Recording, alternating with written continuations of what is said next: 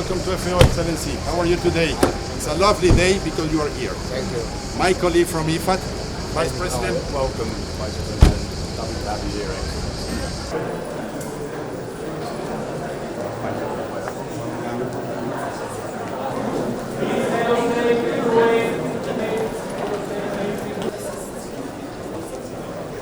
Our very sound strategy to re-engineer food systems financing.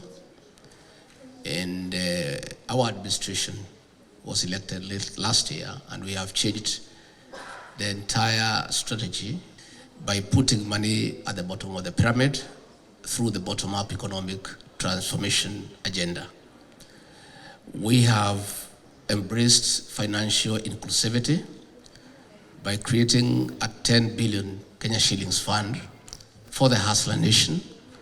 The Hustler Nation are the ordinary people who are the majority in terms of food production.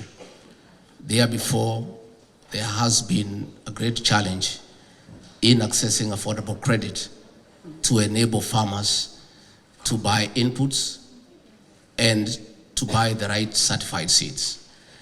As a result of that financial inclusivity to the people at the bottom of the pyramid, many farmers are able now to produce food and produce the right yield.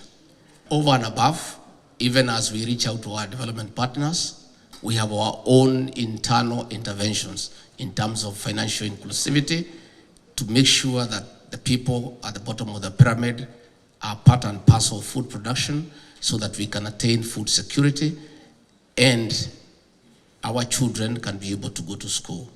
I was very pleased with the session that was here before, because in Kenya, we have succeeded in having a very good and effective school feeding program that has doubled school enrollment. And when the children have been fed, the parents are able to proceed with their daily hustles unhindered. Over and above, the government has put aside funds for subsidized fertilizer to enable the farmers to lower the cost of production and increase their yields. We have a very serious engagement with our international friends and partners because we have a budget deficit and we cannot, as a country, be in a position to single-handedly finance our requirements. We continue to engage with our international friends and partners, and President William Ruto in Paris called for a review of the financial architecture. The present financial architecture has been very disadvantageous to the African continent that faces huge challenges. Like my brother here, my neighbor from Somalia has explained.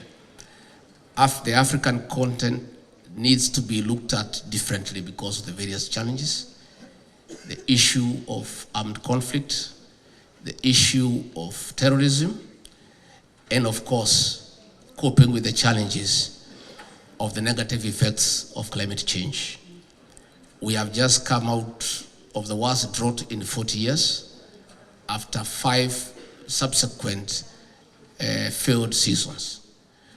And therefore, we are calling upon the world, we are calling upon our partners all over the world to look at the issues of the African continent from a different perspective and apply a very aggressive way of putting funds aside to enable the African continent to produce enough food and have surplus for export. Subsequent failed seasons.